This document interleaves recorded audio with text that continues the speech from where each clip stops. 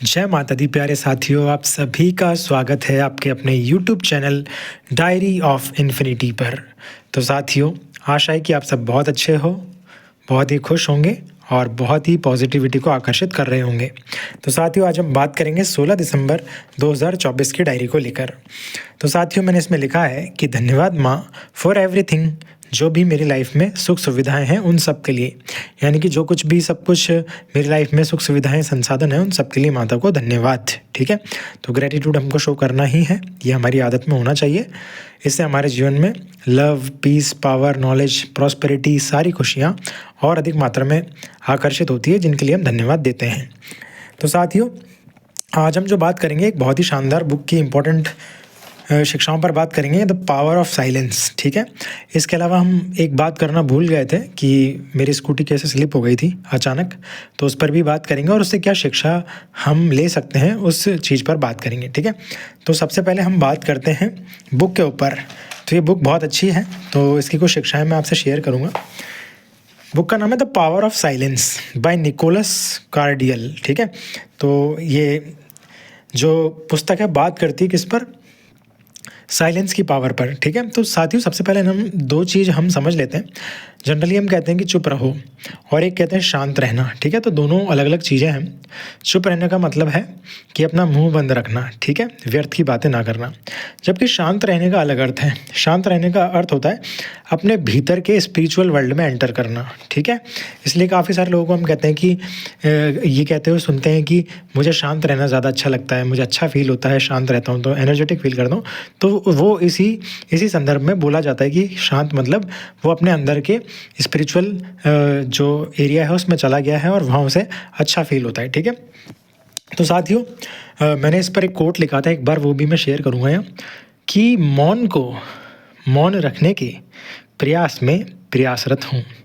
गहरी लाइन है, ध्यान समझना। मौन रखने के प्रयास में प्रयासरत हूँ, यानी कि हम चुप तो हो गए, बाहर से तो मौन हो गए, बाहर से तो मुंह नहीं चल रहा है, लेकिन अंदर तो विचार चल रहे हैं ना। तो मौन को भी मौन रखने के, यानी कि अंदर के विचारों को भी रोकने के प्रयास में लगातार प्रयास कर रहा हूँ, यानी कि प्रयास में प्रयासरत हूँ।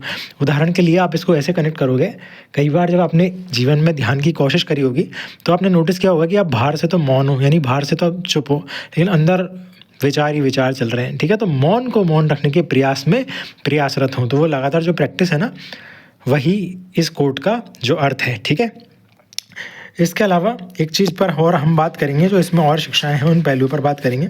साथियों, साइलेंस को कई अलग अलग तरीक़ों से समझा जाता है। ठीक है, कि एक बहुत अच्छी मैंने लाइन पढ़ी भी थी कहीं कि खामोशी छिपाती है ऐब और हुनर दोनों, शख्सियत का अंदाज़ा तो गुफ्तगू से होता है। तो साथियों, मौन क्या है? एक आभूषण भी एक तरीके से। आप जब तक ओपन नहीं होते हो तो आपकी कमियां पता नहीं चलती है। ठीक है, और कई बार आप बहुत ही स्पेशल टैलेंटेड पर्सन हो तो आप सीक्रेटिव भी रह सकते हो। ठीक है, ज़्यादा यदि नहीं बोलेंगे तो। और दूसरी बात है, जब मौन रहते हैं तो हमारे शब्दों की वैल्यू भी बढ़ जाती है, तो इनका हमको ध्यान रखना है। ठीक है, और कई बार मौन रहना सामने वाले व्यक्ति को एहसास कराता है कि उनकी जो गलतियां हैं वो इतनी बड़ी है कि आप उनके लिए आर्ग्यू नहीं कर सकते, आप केवल साइलेंट हो जाते हो। तो ये सामने वाले को एहसास कराता है कि उन्होंने बहुत बड़ी गलती करी है लाइफ में।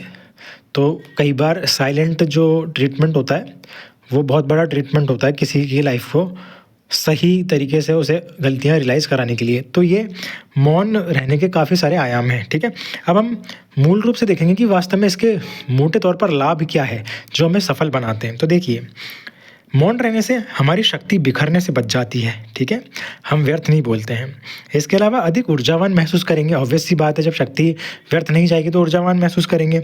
और अपनी अंतरात्मा को सुनने में हमारी सहायता करता है। जितना ज़्यादा हम शांत होंगे उतना अच्छा हम अपनी अंदर की आवाज़ को सुन पाएंगे। इसके अलावा जो व्यक्ति जितना शांत होता है ना, वो नेचर को या फिर अपने रूम को बड़े ध्यान से ऑब्जर्व करता है, यानी कि वो बहुत अच्छा ऑब्जर्वर बन जाता है समय के साथ। सोच में गहराई आती है, अच्छे प्लान बनाने में सक्सेसफुल हो जाता है, अच्छे लिसनर भी होते हैं क्योंकि वो शांति से सामने वाले को सुनते हैं, ऑब्जर्व करते हैं। तो इससे उनका कम्युनिकेशन स्किल भी बहुत बेटर हो जाता है, शब्दों का चयन भी बहुत अच्छा होने लगता है।